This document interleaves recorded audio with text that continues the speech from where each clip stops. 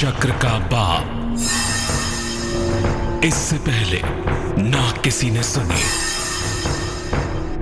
ना किसी ने देखी इतनी सटीक भविष्यवाणी। चाल चक्र। नमस्कार, बहुत स्वागत है आपका। आप देख रहे हैं चाल चक्र और मैं हूं आपके साथ शैलेंद्र पांडे। आज हम बात करेंगे भगवान सूर्य की एक ऐसी स्तुति के बारे में जिस स्तुति से आपको विजय का वरदान मिल सकता है। ऐसा नहीं है कि केवल युद्ध में विजय का वरदान मिलेगा। विजय आपको जीवन के हर क्षेत्र में चाहिए। आपको पढ़ाई में चाहिए, कंपटीशन में चाहिए, मुकदमों में चाहिए। तो हर तरह की जो विजय आपको चाहिए, जिंदगी में जो सफलता चाहते हैं, उस स्तुति से आपको सफलता की प्राप्ति होगी। चाल चक्र में आज क्या खास है, चलिए बताते हैं आपको। चाल चक्र में आज बात करेंगे कि सूर्य आपको विजय का वरदान कैसे देंगे। सूर्य की कृपा से जीवन की मुश्किलें कैसे दूर होंगी। सूर्य की कृपा पाने का महास्तोत्र, महास्तुति कौन सी है, और आदित्य हृदय स्तोत्र जिसको कहते हैं, सूर्य की कृपा पाने का महान स्तोत्र, इसकी महिमा क्या है और इसको पढ़ने के नियम क्या हैं। इन तमाम विषयों पर हम आज बात करेंगे। बात आपके राशियों की भी करेंगे। आज का दिन कैसा जाने की संभावना बनती है और इसके अलावा आज का शुभ पहर क्या है, इस पर भी चर्चा करेंगे।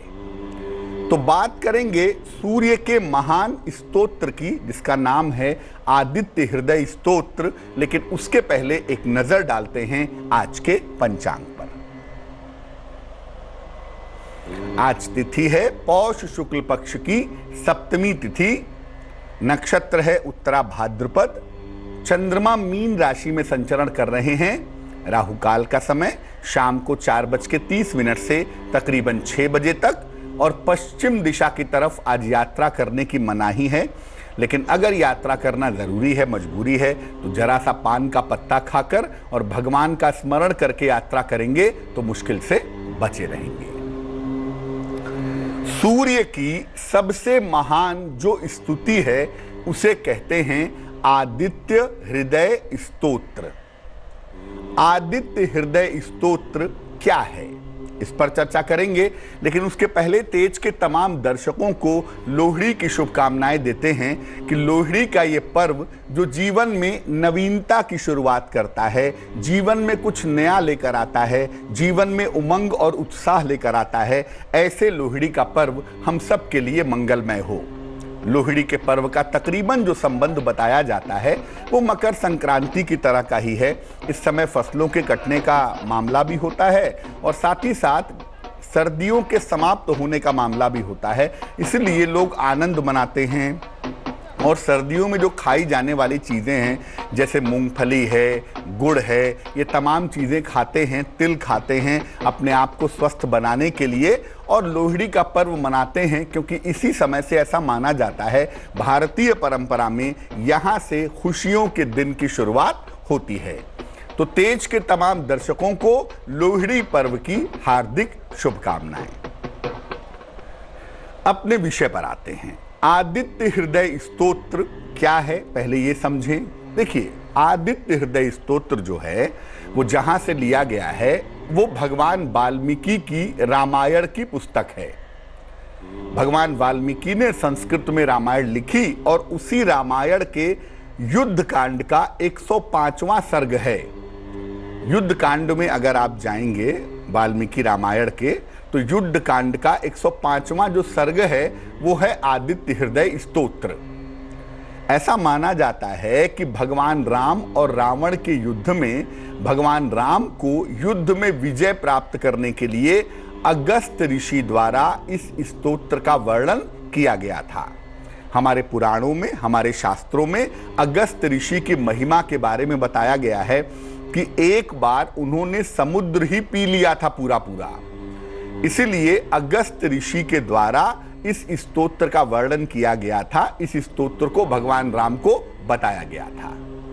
सूर्य के समान अगर आप तेज पाना चाहते हैं युद्ध और मुकदमों में अगर आप विजय पाना चाहते हैं तो आप इसका पाठ कर सकते हैं सूर्य के समान तेज प्राप्त करने के लिए, जीवन के किसी भी क्षेत्र में विजय प्राप्त करने के लिए। क्योंकि हर आदमी युद्ध लड़ता है, हर आदमी मुकदमा लड़ता है, ऐसा जरूरी नहीं है। इसलिए जीवन का कोई भी क्षेत्र हो जहां आपको विजय चाहिए, चाहे वो आपका करियर हो, चाहे वो खेल का मैदान हो, चाहे वो बहस की बात हो, कहीं भी अगर आपको विजय चाहिए तो उसके लिए आदित्य हृदय स्तोत्र का पाठ करना बहुत अच्छा होता है। इसके पाठ के कुछ विशेष नियम हैं। आदित्य हृदय स्तोत्र का अगर आप पाठ करें तो इसके पाठ के कुछ नियम हैं जिनका पालन अगर आप नहीं करेंगे तो आपको इसका फल नहीं मिलेगा। एक सिस्टम है ना, हर मंत्र का, हर स्तोत्र का एक सिस्टम है, एक तरीका है। जब आप उस सिस्टम का पालन करते हैं, जब आप उस तरीके का पालन करते हैं तो आपको आदित्य हृदय स्तोत्र के पाठ का पूरा पूरा फल प्राप्त होता है। आदित्य हृदय स्तोत्र जब आप पढ़ेंगे तो किन नियमों का, किस सिस्टम का पालन करेंगे, इस पर हम बात करेंगे। लेकिन इसके पहले ये जानते हैं कि किन लोगों को आदित्य हृदय स्तोत्र का पाठ करना चाहिए। कौन से लोग हैं जिनको नित्य प्रातः आदित्य हृदय स्तोत्र का पाठ जरूर करना चाहिए। देखिए, अगर राज्य पक्ष से पीड़ा हो, गवर्नमेंट की तरफ से कोई दिक्कत हो, या कोई सरकारी मुकदमा चल रहा है, टैक्सेशन का है, बिजली का है, जमीन का है, प्रॉपर्टी का है, कोई गवर्नमेंट के साथ अगर मुकदमा चल रहा है तो बेहतर यही होगा कि आप आदित्य हृदय स्तोत्र का पाठ जरूर करें।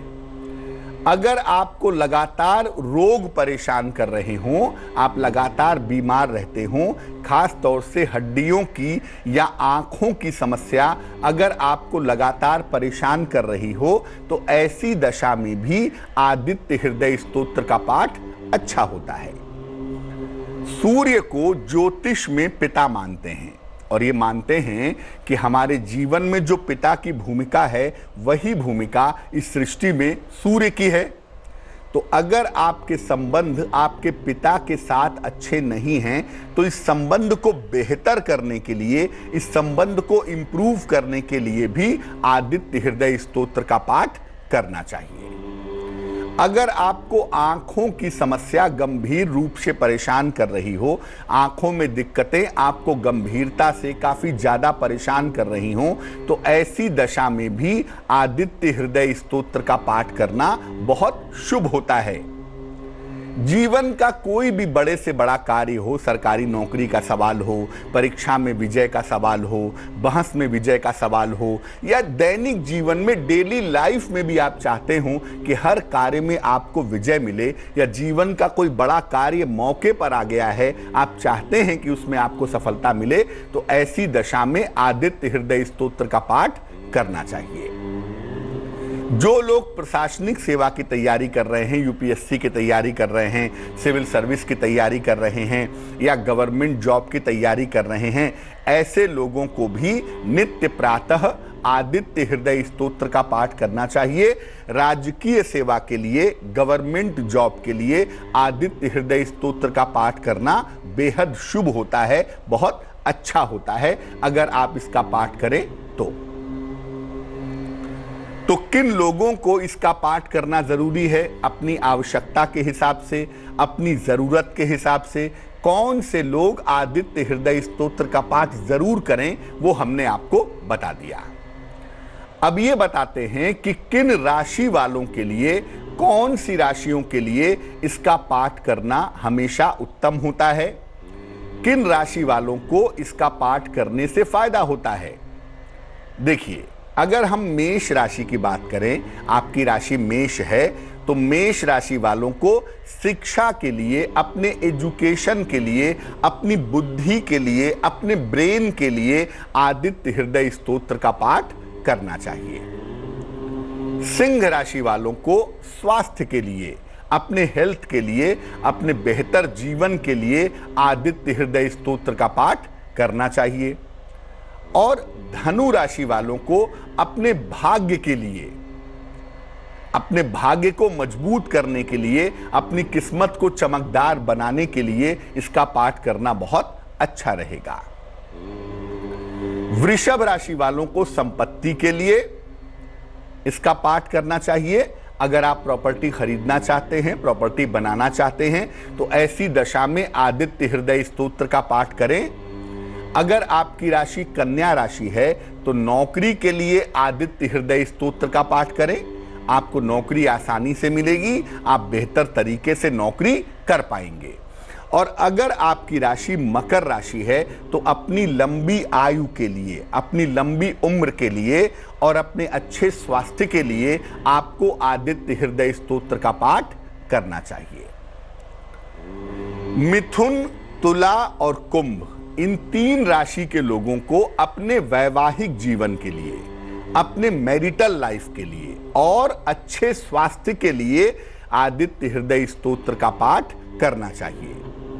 अगर आपको लगता है कि आपके वैवाहिक जीवन में दिक्कत है या आपको ऐसा लगता है कि आपकी सेहत तमाम प्रयासों के बावजूद ठीक नहीं रहती है और अगर आपकी राशि मिथुन, तुला या कुंभ है तो ऐसी दशा में आदित्य हृदय स्तोत्र का पाठ करना आपके लिए बेहतर होगा।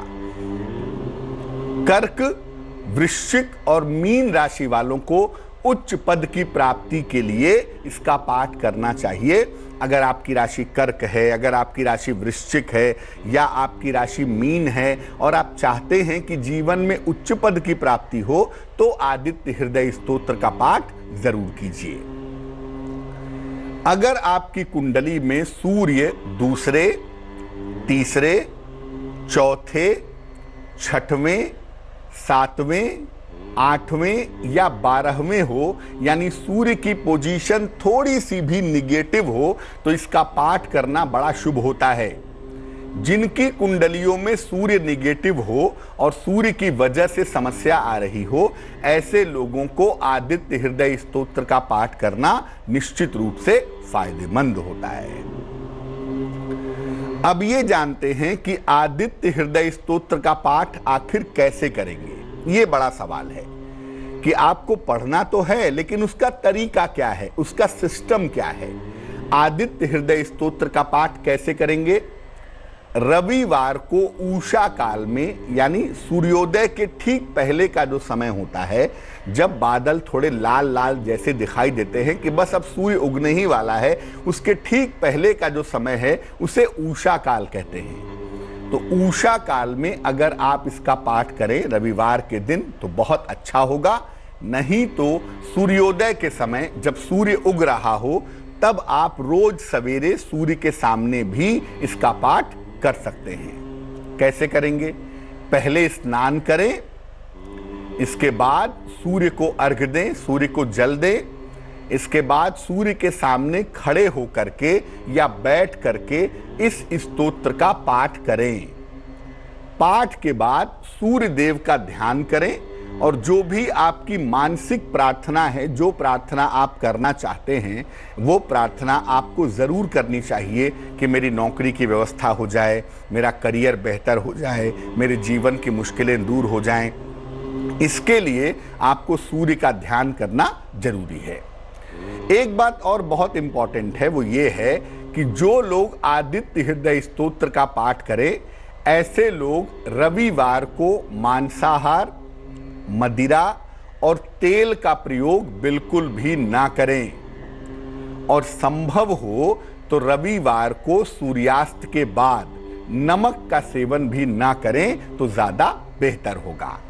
और डेली लाइफ में भी अगर आप रेगुलरली आदित्य हृदय स्तोत्र का पाठ करते हैं तो सूर्य को कहते हैं कि सबसे ज्यादा ऐसा प्लेनेट है जिससे हर ग्रह को ताकत मिलती है। सूर्य को शुभता का ग्रह मानते हैं, हालांकि स्वभावतः ये क्रूर होता है, लेकिन सूर्य को शुभता वाला मानते हैं। सूर्य की रोशनी को भी शुभ रोशनी मानते हैं। इसीलिए अगर आप सूर्य की पूजा कर रहे हैं और आदित्य हृदय स्तोत्र का पाठ कर रहे हैं तो अपने खान पान का ध्यान रखना आपके लिए बहुत जरूरी होगा। एक तरफ आप आदित्य हृदय स्तोत्र का पाठ करेंगे, दूसरी तरफ आप मांस मदिरा का प्रयोग करेंगे, झूठ बोलेंगे, क्रोध करेंगे, तो ऐसी दशा में आदित्य हृदय स्तोत्र का फायदा आपको नहीं होगा। तो जब भी आप आदित्य हृदय स्तोत्र का पाठ करें, अपने आप को और अपने जीवन को जितना बेहतर बना सकते होंगे उतना ही ज्यादा आपके लिए बेहतर होगा। अब हम बात करेंगे आपके राशियों की। आज का दिन कैसा जाने की संभावना बनती है, इस विषय पर बात करेंगे। आपके सवालों के जवाब भी देंगे, लेकिन उसके पहले स्वस्थ रहने के सरल उपाय निरोगी भव में। अगर आपके बाल तेजी से सफेद हो रहे हैं तो गाय के दूध का बना हुआ घी ले आएं और इस गाय के दूध के बने हुए घी से अपने सर की मालिश बिल्कुल वैसे ही करें जैसे तेल लगाते हैं, सप्ताह में कम से कम 2 बार। ऐसा करने से बालों का झड़ना बंद होगा। आपके बाल जो सफेद हो रहे हैं उनके अंदर सफेदी यानी कम हो जाएगी। चलिए राशियों पर नजर डालते हैं। सबसे पहले मेष राशि। मेष राशि वाले आज सावधान रहेंगे क्योंकि वाहन दुर्घटना हो सकती है। थोड़ा सा ध्यान अपनी सेहत का बनाए रखेंगे और देखिए, पड़ोसी के साथ आपका विवाद हो सकता है। इस मामले में लापरवाही आज नहीं करेंगे। शुभ रंग आपका सफेद होगा और भाग्य होगा 60%। वृष राशि वालों को आज मान सम्मान यश की प्राप्ति होगी। परिवार की स्थितियों में भी आज यकीनन आपके लिए सुधार होगा और अगर आप वाहन खरीदना चाहते हैं, सही मौका सही समय है, वाहन खरीद सकते हैं। शुभ रंग गुलाबी और भाग्य होगा 70%। मिथुन राशि। देखिए, आपके लिए धन लाभ के योग बने हुए हैं। सेहत आपकी अच्छी आज दिखाई दे रही है, लेकिन जो निर्णय लेंगे, जो डिसीजंस लेंगे आज के दिन, उनमें सावधानी रखेंगे। शुभ रंग नीला होगा और भाग्य होगा 80%। कर्क राशि की अगर बात करें तो प्रेम संबंध आपके मधुर होंगे।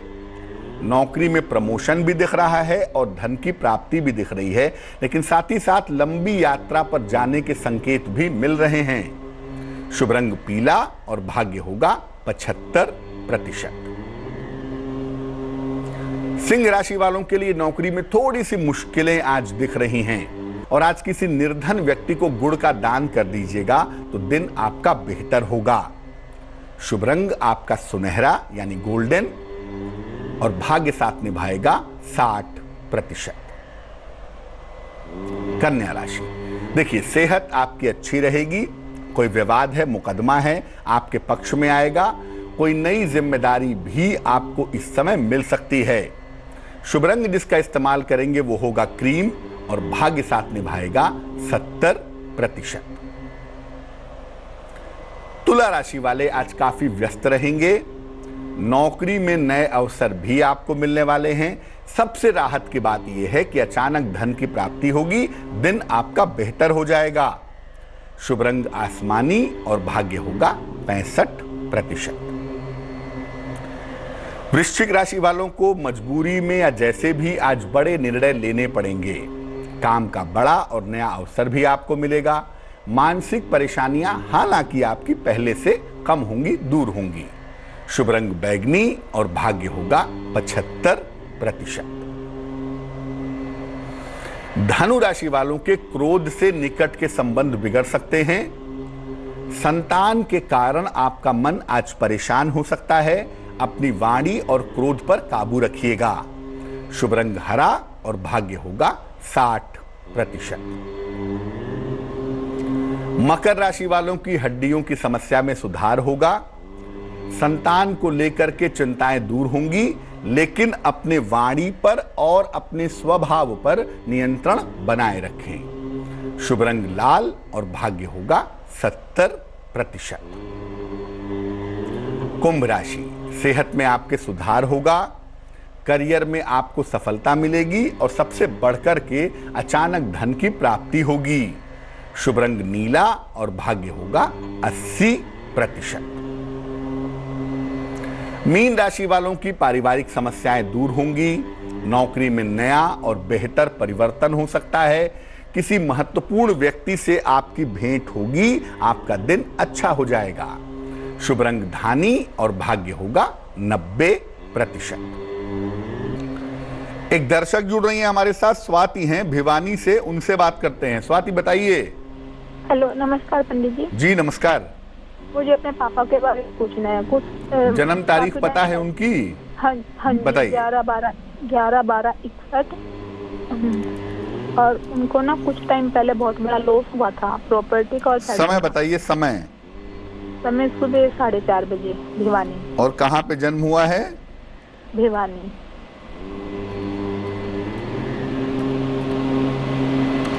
अब पूछिए क्या सवाल है? हाँ जी, मुझे ये पूछना है जैसे उन्हें बहुत बड़ा लॉस हुआ था, अब वापस से वो वही टाइम रिकवरी कर पाएंगे? और उनकी हेल्थ, और जिस घर में वो रहते हैं हम, वो साजे का घर है, तो वो लेना चाहते हैं, वो हमें मिल पाएगा या हमें देना पड़ेगा उनको? आपके पिताजी की कुंडली तुला लग्न की बनती है, राशि बनती है मकर, मकर राशि तुला लग्न है, महादशा शनि की चल रही है और अंतरदशा भी इस समय आपके पिताजी की बुध की दिखाई दे रही है। देखो, पहली बात यह है जो समझना जरूरी है कि अभी थोड़ा सा इनको वेट करना होगा समय को बेहतर करने के लिए। पूरी तरह से समय बेहतर होने में तकरीबन अभी 8 महीने का समय है। सितंबर 2018 के बाद इनका समय बेहतर होगा और वहां से ये तरक्की करना शुरू कर देंगे।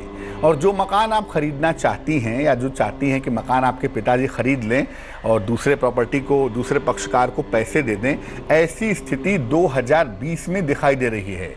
2020 में वो प्रॉपर्टी आप ले पाएंगे और इस साल के सितंबर के महीने से चीज़ें बेहतर हो जाएंगी।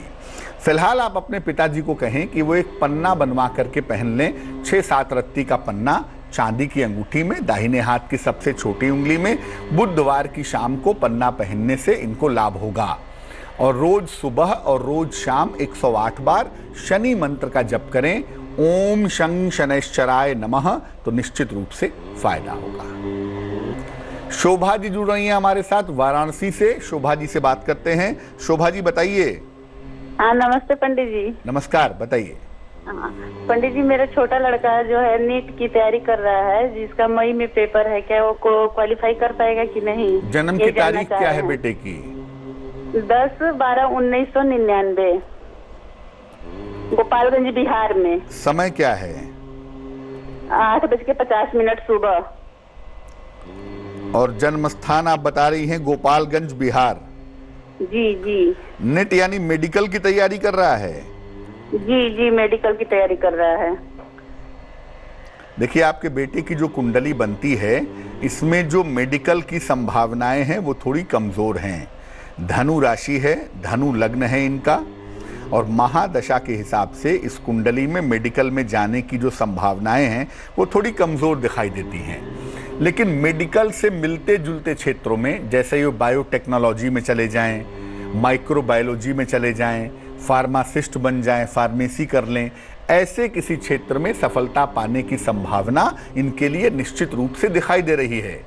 लेकिन मेडिकल में जाकर के परफेक्टली डॉक्टर हो पाएंगे, ज्योतिष के हिसाब से इसकी संभावना थोड़ी कठिन है। आपके पुत्र का करियर बढ़िया हो, जीवन बढ़िया हो, जीवन की मुश्किलें दूर हो और इनको सफलता मिल पाए, इसके लिए इनको एक माणिक्य पहना दें। माणिक्य नाम का रत्न वजन में 6 से 8 रत्ती, तांबे या सोने की अंगूठी में, दाहिने हाथ की अनामिका अंगुली में, मंगलवार की सवेरे माणिक्य पहनना निश्चित रूप से फायदेमंद होगा।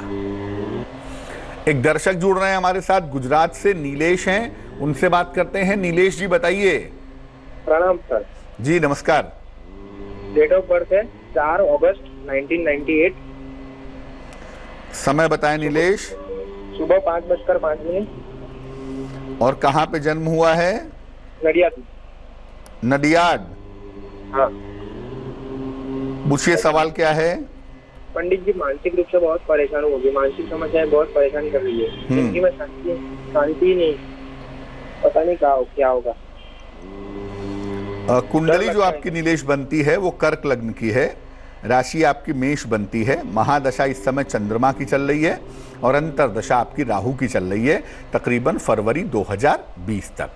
देखो, चंद्रमा और सूर्य की जो पोजीशन है उसके हिसाब से आपका चंद्रमा बहुत मजबूत नहीं है। वैसे भी कुंडली के 10वें खाने में बैठा है जहां चंद्रमा बहुत प्रबल नहीं होता। और जो ग्रह मेंटली आपको मजबूत करता है, मेंटली आपको बूस्टअप करता है, बुध नामक प्लेनेट, वो भी कुंडली में कमजोर है, जिसकी वजह से आपको मानसिक समस्याएं परेशान कर रही हैं। चंद्र को थोड़ा बेहतर किया जाए तो आपकी मुश्किलें दूर होंगी। आप एक नियम बना लें कि हर सोमवार को व्रत रखें, सोमवार को भगवान शिव की पूजा करें और रोज सवेरे उठ करके स्नान करके नमः शिवाय का जप अगर आप 108 बार करें तो मुझे लगता है आपको लाभ होगा।